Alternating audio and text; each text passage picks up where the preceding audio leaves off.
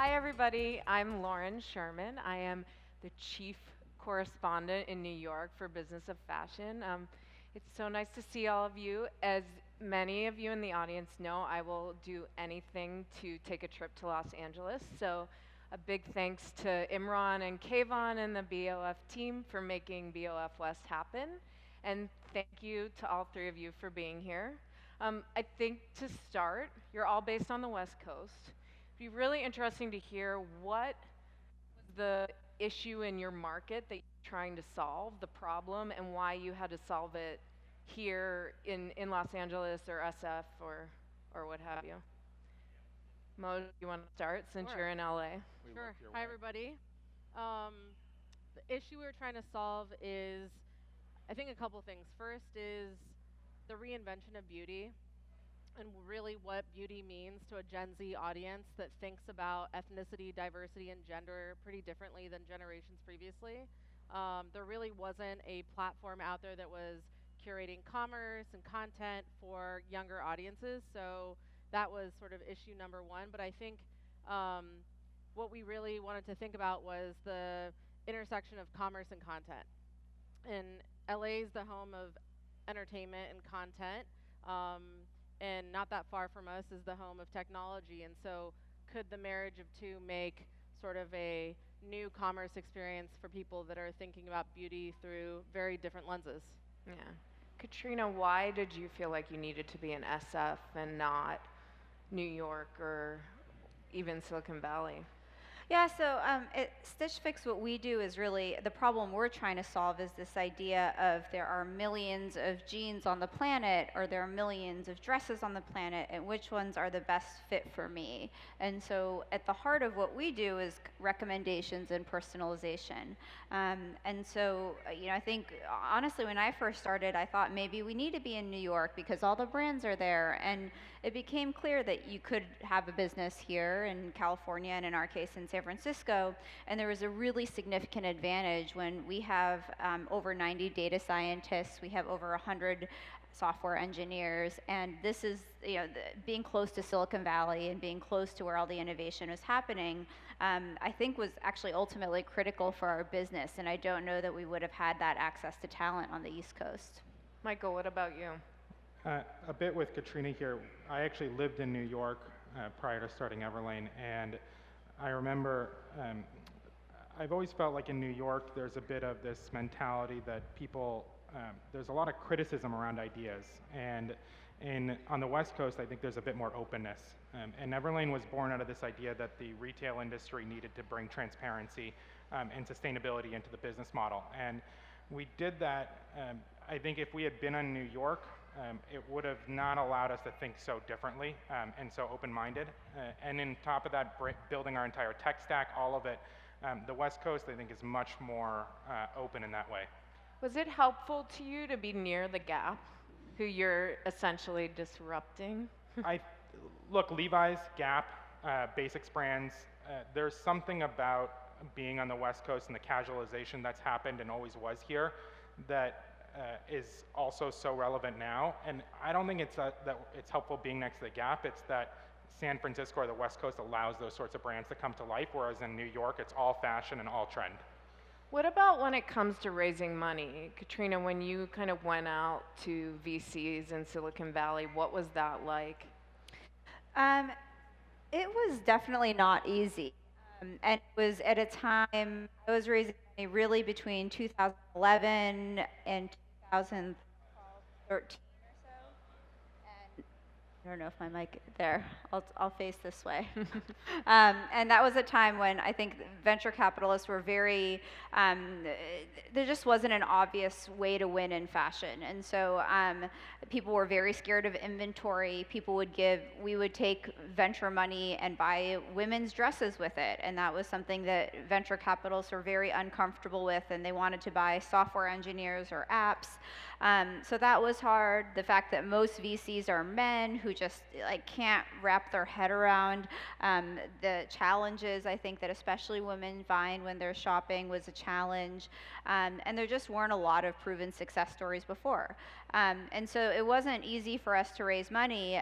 In the end, I think it was a really great, it doesn't kill you, makes you stronger kind of thing, because at the end of the day, Stitch Fix is now a business that's doing over $1 billion in revenue, and we only raised $40 million.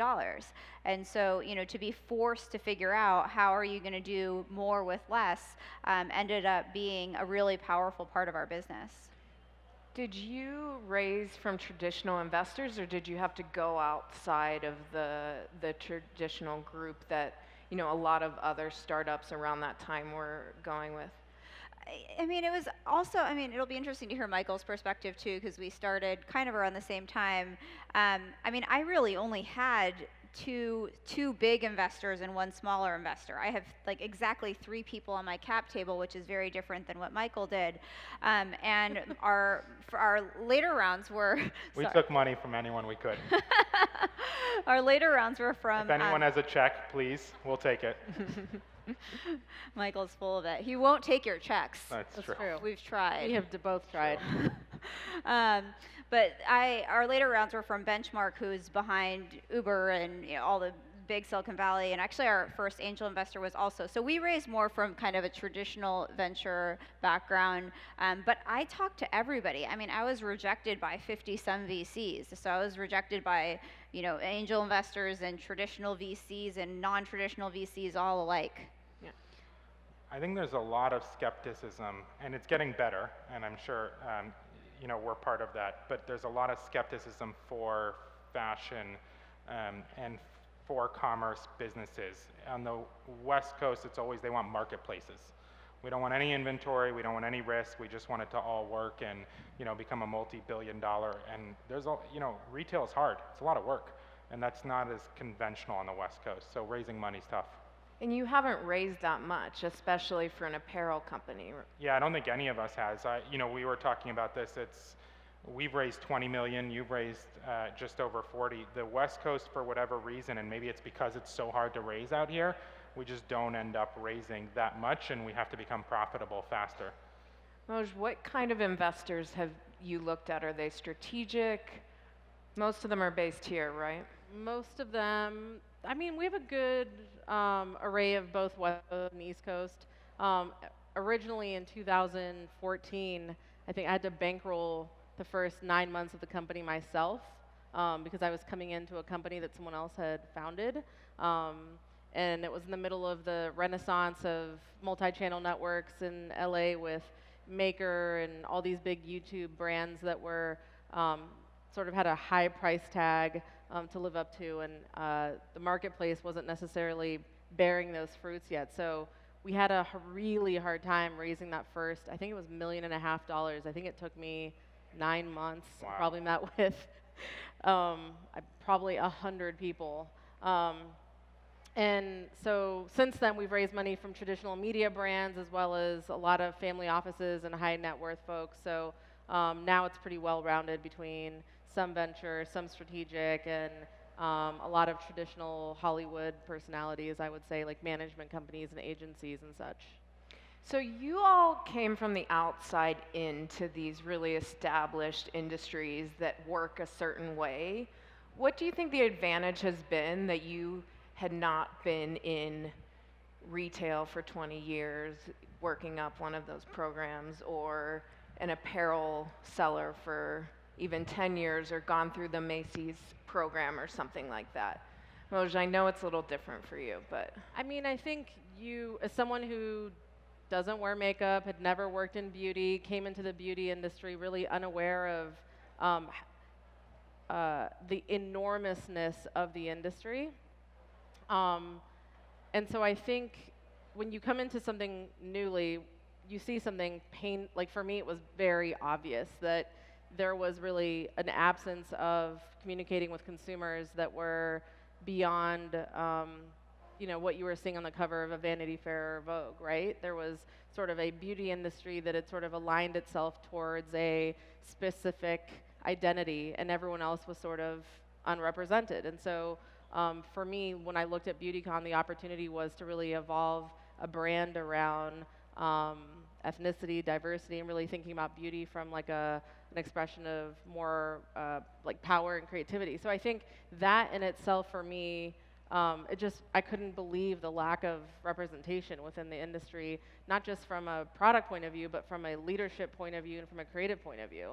So, I mean, I don't know that I would have seen that had I been in the beauty industry for 20 or 30 years. Yeah. Yeah, I think it was a huge advantage. And when I was pitching the idea of Stitch Fix, like Stitch Fix is this crazy business where we are technically e-commerce, but no one is choosing the things that show up at their home. And I would talk to people who've been in the industry for decades and decades, and they were like, I don't get it. So the customer's not choosing? And I'm like, no, they're going to work with a stylist, and the stylist will send things. And I mean, there was just like a disbelief that it was possible that was ingrained for people who'd seen a lot and who'd seen that retail was hard and who'd seen, you know, people try interesting things and fail. And so, you know, I think the flip side of that, people would say to me, this is an inventory nightmare. You're going to have to stock everything so that you'll have whatever thing somebody wants. And it ended up being good advice because the inventory element is enormously hard about Stitch Fix, and so it forced us to focus on the right things early. But I think I was really blessed to not have to have this unbounded sense of what's possible because I had never done it before, and because maybe I didn't know how hard it was going to be. And so I don't think that I would have had the guts to try this if I had as deep of industry knowledge as many people have. I think whenever you tread down a new path, you have to be somewhat naive, because otherwise you take the path that everyone else is taking. And that I think applies to all of us. We do transparent pricing, which means that you can actually see what every single thing costs us to make, which I'm sure a lot of our competitors look at. I've heard that they look at, but it made sense to us, and no one's copied it to date because they can't, because their margins are much higher. So it's sort of this benefit, and it's like you ask the question instead of why, you ask the question why not. And we tend to do that a lot. Why not? Why not just do this way and see what happens? And transparent pricing, and you know, not running a typical assortment strategy and launching items instead of collections. All of it has turned out. You know, there's a lot of things that haven't turned out well. I'm sure you have a list of them, but as do you. But it just, you got to do those to find out the right ones. No, you do everything well. I don't. Exactly. Yeah, sorry. Yeah. Forgot. Moj is perfect. Obviously. A few years into this, what is the most screwed up thing about the industry that you're in that you did not expect before you entered it? I don't know that I want to go there, but like, yeah, how politically correct should we be? I mean, there's a lot. I'll start with a few, which is, I mean, on the most basic level, the reality of pricing and how it's done. The fact that when you buy it outlet, everything's made for outlet, and people don't realize that for the most part. I think that's pretty bordering on fraudulent to the customer, and yet it happens all across the business, and outlet is a huge percentage of people's business to date. That whole, it's a scheme. I think there are a lot of schemes in retail. Yeah. Yeah. Yeah, I mean, the outlet and the pricing and just the lack of transparency around things being 40% off every day and people not having a really good sense of what something is worth because of it, I think is a challenge. I think just the steep discounting, the outlet channels, but even just across the board, has just created a lot of distrust in retail that, Everlane is doing a lot of good to correct, and, I hope that we can also. What are some other things? I think just the cycle of how products are made is really broken. And so, for example, what's normal is that you're placing orders for things months and months and months in advance, like 9 months in advance of when you're going to sell it. And it would be much better if you could just be placing those orders quicker, and then you would end up with less end of season product, and you would end up with less product that's waste. And I think especially in the higher end, what people do with that waste is also kind of criminal. There's a lot of places where when product doesn't sell, it's burned or destroyed. And I think our solution to that at Stitch Fix is like, let's use data to buy the right product in the first place so that we can end up with less waste at the end of the season. But I think being able to think about how can we be better at an industry of making sure that the products that we make are going to be cherished and loved and have homes, and do better in making sure that we're not creating a lot of things that have no home. Moj, what do you think the beauty industry's biggest flaw is? Oh. Where do you start? It's really tough right now because you have the consumer that's pretty obsessed with newness and trend, and they want things now, and they want things within a few weeks or a few months, and the timelines around most mass production is 18 months. And so I think the larger holding companies are really controlling manufacturing partnerships and making it very difficult for young indie brands to move their product manufacturing forward in these shorter timelines. And so I think you're going to see a big trend towards the elbowing out of indies out of the manufacturing partnerships. If you look at the largest beauty brands in the world, they're all run by men. There's a real absence of women and diversity sort of from the top down, from the business and creative point of view. So I think the good news about the beauty industry is that it's really a fire that cannot be put out. I think the consumer is absolutely in love with some of the amazing brands that we've seen over the past few years, and they're really excited and passionate about them. Or K-beauty, they're really excited and passionate about. And so I think figuring out how those brands have better partnerships with manufacturers without the larger conglomerates stepping in to sort of alter those timelines or those product chains is going to be really the next sort of big battle. And it's really what prohibits the newness of brands right now. That's really interesting. Yeah.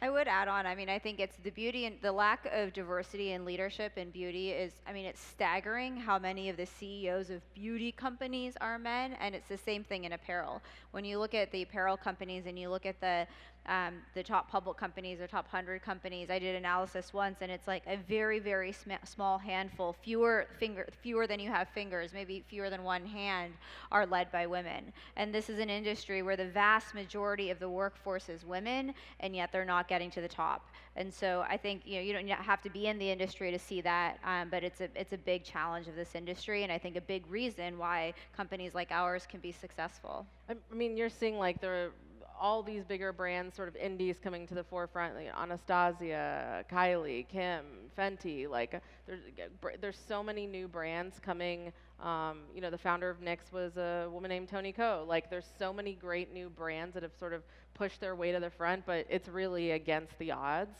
And they're without massive funding, and they're really sort of doing a lot of these things on the DL. Yeah. Right. Yeah, we have a really good BoF Professional article about this topic, and so if you're not a member of BoF Professional, you should sign up and read it. It's super interesting. But okay, so you're based here. You love being here because it allows you to think differently and run your business in the way you want to run it. But you obviously need the markets in New York and Europe and the relationships there, I'm assuming, to make this business work. So how do you interact with New York, or if you're Moj with Europe? Do you have a lot of employees in those places? Are you guys traveling to these places constantly? Like, what do you still need from New York and Europe that you can't get here? I mean, I feel like we all live in we're expected to be on 24/7 lifestyle. For better or for worse. I think the consumer certainly behaves that way. I think I did 60 flights last year. I was gone, unfortunately, like 100 nights of, the year. So there's a lot of travel. But we really made sure we had good investors and partners in both New York and Europe to sort of have boots on the ground. But we all live sort of in a global economy and a global economy at this point. So you have to move. Yeah, I don't know. I'll say our hands down our largest customer base is in New York. The world is a little bit flatter today. I traveled maybe 6 times to New York last year, but nowhere near as many times as you. The Instagram, social conversations you can have with your customer via digital, you can communicate. And so New York happens to be our largest customer base, but we're sort of open to anywhere being our largest customer base. And so it's less about New York and more about where the customer is. And because they're there, we do go there all the time, but we don't really have a team there anymore. You don't, but you used to have a team there, right? We used to have a design team there, and the premise was that you had to, designers don't want to move out west. You have to keep a team out in New York, and that's the only way we'll get good designers. We've realized more and more that if we want to get, it can be about the best designers, but it's about the designers that want to be at Everlane. Yeah. That we just have to have our office on the West Coast with our team. So they're all moving out August 1st. Oh, wow. Yeah. And now everybody wants to live out here, so. It's true. Makes sense. Trina, you have some people in New York now, Yeah, right? we have a small team in New York, although we also have a team in Austin, Texas, and a team in Pittsburgh, and so, we have teams kind of across the country, but we do have a small team there. For us in New York, there's always kind of business reasons to go there. We have a big vendor base that's based out of New York, and definitely from a media perspective, I think there's just, you're a lot more efficient with your time that you spend with media relationships in New York, and so that part has been important, but, by and large, I think when I started the company, I was worried that we'd be missing a lot of things, and there's definitely a couple of things that give you good reasons to go to New York, and I'm sure we all love going to New York, so that's fine. But I think the world has become a much more connected place, and there's so much more that you can do from here, and there's a lot of great diverse people here. So I think we're dependent on a lot less in New York than I thought we would be. And even when you were going in, so about a year ago, you went and started to bring in kind of higher end brands. Mm-hmm. Yeah, a lot of those brands are in New York, but we've always had a good set of brands in New York. We Yeah. also have some brands in LA. So definitely, like, our buying team spends a lot of time in New York. They spend time in LA too, and it's just part of our business. We had, I think, 2 or 3 moments where we almost said, let's just move to New York in the first 2 to 3 years. And it was just because you felt like there's definitely density of people. It's harder. It's definitely harder to build it out here and to get it going. But once you do, you just have such an opportunity to attract talent because people don't have that option on the West Coast, and there are plenty of people interested out here for that, for those kinds of gigs. From the consumer side, when you're thinking international, I'm sure you have a ton of demand for international. You guys have done some international We're stuff, pretty right? limited, though, yeah. And you have done London. Beautycon in London. What was the benefit to that? To being in London? Yeah. I mean, it's such an amazing market for us. It's a really international market. It's opened up partnerships for us in South Korea, in China, Japan. We've been to Dubai. Really think of London as sort of like the global hub of sort of Europe and everything sort of the further east of there, right? So. We have one of our investors, Natalie Massenet, she sort of says that and we don't do international, and we've sort of changed our opinion now because of her, which is it's kind of, for our brand, it's a bit anti-modern. The world is flat, and yet you're not shipping internationally. And Instagram is global, everything is global. Why are we sitting here just shipping to the US? It's a little bit more complicated, but not a lot more complicated. So that's something we're changing. So you are going to start shipping internationally? Yeah. So you guys did kind of an experiment with it, right? It's, sometimes we try to reinvent things that don't need to be reinvented. Okay. That's that, not knowing what you're doing. I know there are people from the BoF office that ship stuff to our office in New York, and we bring over their Everlane to London. So Yeah, maybe that's they'll why be very happy. Yeah, we'll take it. We have a lot of forwarders in China too. We see a lot of that. Oh wow. Yeah. What is Stitch Fix's? Yeah, we don't do international. For us, it's a lot more complicated to do international. We have to have distribution that you don't want to pay customs both ways, and so we have to have distribution in country the product has to be personalized for that country. Our stylists have to be in country. So unfortunately, it's not just figuring out the shipping distribution side. It's a lot more work. So there's definitely interest, and it's something we're excited about. But we just announced our launch of Kids, which is coming soon. So we kind of have our plate full right now for expansion. Are there a lot of Stitch Fix copycats? There aren't really, and it's always been one of these things where, like, we know the business works. Now we're a public company, like everyone can see that the business works, and we've been kind of, you feel like you're either the smartest person or the dumbest person when you're doing something no one else is doing, and there's an element that kind of still feels that way. We've seen, a little bit, but really not much, and I think the inventory challenge of it is very real. It's like there's a lot of capital that's required to be able to have the right size and inseam of white jeans for anybody who shows up and wants white jeans, and so I think that's an element of it, but we haven't seen a lot. Earlier, you mentioned that a lot of the kind of more traditional retailers have either attempted to do a similar thing that you guys are doing, and failed, or not attempted at all. Why do you think that is? We just wrote about Sephora is launching an experimental event that is not Beautycon. What? So I'm curious to know when that sort of thing happens. I'm sure it's going to be completely different. I'm but actually excited for them to see how it goes. So how do you handle that? Because they have a ton of money. I mean, you've raised what, $11 million? Authenticity. I mean, look, they came to us to work on it together. We went through 10 months of talking about working together. They acted like it was such a collaboration, and we were enthusiastic to collaborate, and in the end they chose what they chose. And what is it? Imitation is the highest form of flattery. I'm super flattered. They're a very large company, and I think they're going to find that it is very difficult to recreate culture, authenticity, and the kind of connection we've created with our community. That's a lot of time and years invested on our side. We know we're going to crack the code on experiential retail. We know we already have. We know that we can take that to a digital audience, and I think that must be quite frustrating for them. Yeah. So I wish them sort of all the best. Michael, why can't anybody get basics right?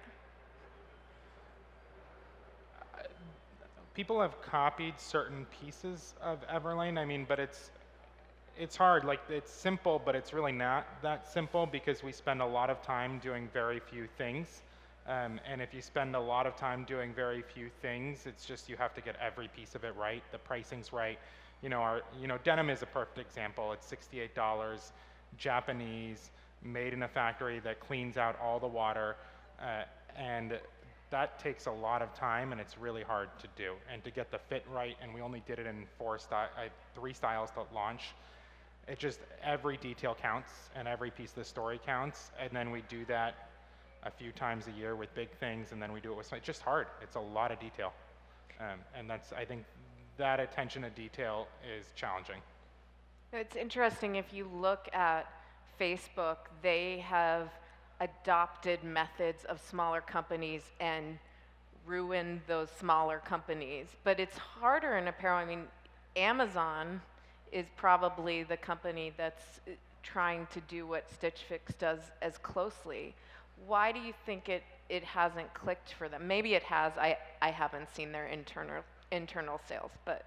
Yeah, I mean, I think it's, Amazon's experimenting with ways that you can try on and try clothes more easily.